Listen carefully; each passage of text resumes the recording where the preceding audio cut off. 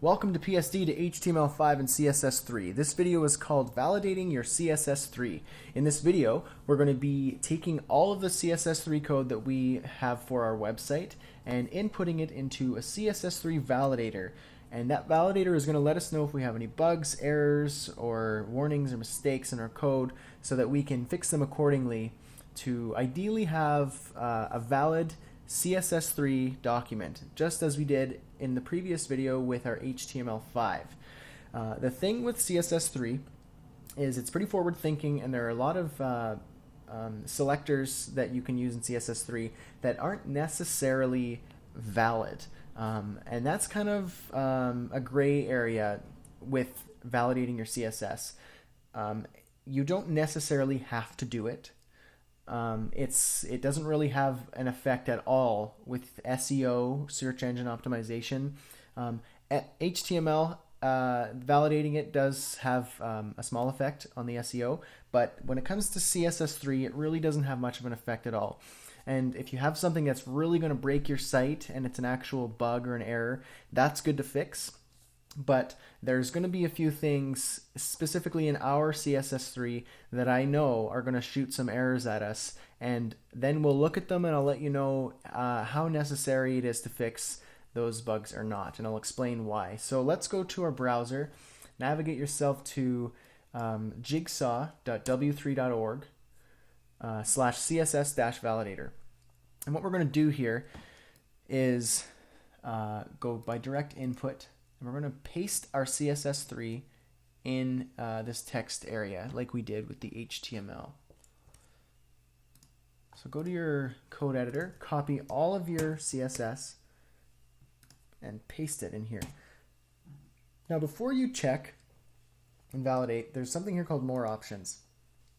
And basically these are thresholds or settings that you want to use while it validates your CSS. You can have it so that it validates it very specifically, and it gives you all warnings or to no warnings, or most important, normal report. And vendor extensions, you can have them display as warnings or errors or the default. So you might not really know much about this, but what I'm going to do is I'm going to change these around, and feel free to follow along. So I'm changing it to CSS level 3, type CSS, medium. We can leave it at all, or we can choose screen because it is for the web. Warnings, let's say no warnings, because they're kind of, well, you know what? For the case of this, let's just leave it normal, and I'm going to show you what's going to happen. We're going to get a whack of errors. So there we go. We got 15 errors in our CSS and 24 warnings. So this is just, it seems like it's really bad. And there might be one or two things in here that we can fix. But from what I can see, if I were to look at these errors, there's some things here that I already see don't matter to me. And I wouldn't consider it an actual error. So like I said, validating your CSS is not absolutely fundamental in the success of your website or anything like that. It's just a nice coding practice, and it's nice to have valid code. But when you're pushing the boundaries with CSS3 and HTML5, you're going to run into some things that validators aren't necessarily going to like, specifically the w3.org validators, which are kind of by the book. So I can see here the property text rendering doesn't exist for optimized legibility. You remember we used that in our CSS to make the text look nice. We used it to sharpen it and to render the text a little bit nicer. And that's a real CSS3 style, but it doesn't really, W3 doesn't necessarily recognize it. But it's on Mozilla.org, they have some explanations of how it works and the different selectors and styles you can use. And it's saying that the optimized legibility is compatible with Safari and Firefox, and that's good. That's exactly what we were targeting, and it's okay that, where is it? That we have an error for this, because it's not really an error. If you really didn't want to see any errors, or say you had a client who wanted absolutely perfect CSS, we could change that, no problem. All we have to do is take this line out, delete it. You're not going to get that nice, crisp, smooth text that we achieved with this line. But if having valid CSS is way more important than that to you or a client, then take it out, and then that'll take out an error there and an error here.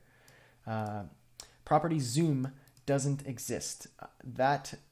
This one and this one is basically creating all the rest of these errors. I know it looks really bad, but what this is essentially is, if I were to go to our styles here and search for zoom, I don't know if you remember this, but in a previous video we did this to fix an IE7 inline block bug, which was when we used the inline block positioning, IE7 doesn't quite get it, and this is like a little bit of a fix that we can do to make it recognize an inline block, something like an inline block positioning. So if you take this out, sure, you might get more, you probably would have more valid CSS according to this specific validator, but then all of a sudden you have some IE7 display issues, which could potentially mess your site up quite a lot, and you're going to have to go back to your CSS and your HTML and do some other workarounds, and it's kind of a pain in the butt. So I'll take this out. I'll show you. I'm going to take these lines out and do what this tells me to do. So I'm going to take all this out. I'm going to take out, there's more down here. Let's take this out, and then we also have, I believe, the legibility. Let's take that out, and let's take that one out, and I think that's all.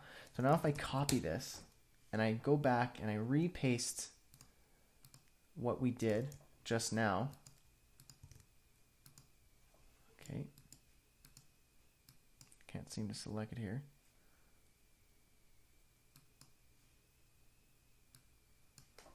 Looks like I killed my browser. Okay, here we go. We're back. Paste and check now. Let's see what it thinks. There we go. We have perfect CSS. But now what happened is we lost the IE7 fix, so the inline block. If we use inline block for buttons or certain elements, then we're going to get some display issues, and it's going to be probably worse than having a little CSS error, which isn't necessarily an error. So you kind of have to weigh the options. What's worse, having an error on your CSS, which actually isn't causing any issues, or actually having a big display issue because you took out that one line that is causing a silly little CSS error. Same with the text rendering. You take that out, and now your text doesn't look as smooth, and it's that one detail that we really liked is gone, just for a validation issue. And to me, validating isn't that important unless it's actually going to cause major issues for your website. And in these cases, they're actually helping the site. So if you want, you can have this, and you can show off your CSS valid CSS badges on your site. Totally fine. But for me, I like pushing the boundaries a bit, and I'm putting all of this back in, and I'm going to go against that valid CSS just a little bit. And that doesn't make me a bad developer or you a bad developer. It's just it's up to you on what you want to do with your CSS. So put this back. I'm going to copy this again, and I'm going to revalidate one more time here. But I'm going to change a few things down here in the options. So once I can get this working again, I'm going to change these options down here to maybe be a little bit more lenient, and then let's see what happens. Oh, this website really doesn't like when I hit back. So hang in there. We'll be back soon. Okay, here we go. Paste. Everything's in there like we had before. CSS level 3, type CSS, screen, warnings. Let's say no warnings. I don't care about the warnings because they were actually, we don't really need to worry about warnings. And vendor extensions, let's say warnings. So let's see what this does. Let's see if it changed anything or if it minimized the effect of the errors or something.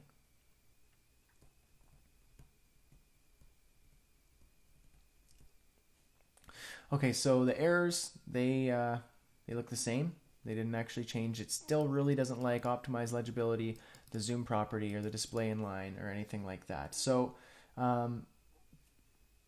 if you coded it the same way that I coded it in this course, and you have these same errors, I wouldn't worry about it. We're pushing the boundaries a little bit with CSS3, so you're going to come into some, you're going to run into people who don't really like it, say, for example. So I don't mind having these. I'm not really strict about my validation process. I just want to make sure that I don't have any display errors or everyone's experiencing a good a user experience on my websites.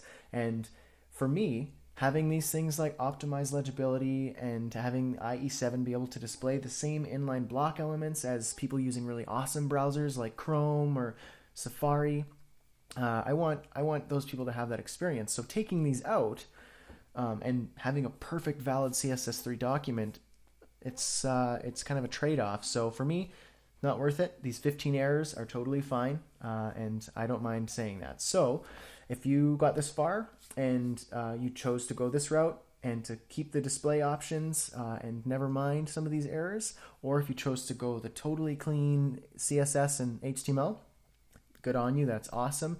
Congratulations for coming this far and coding what might have been your first website. And we'll see you in the next video. Just an overview of what we've done. So I'll see you there.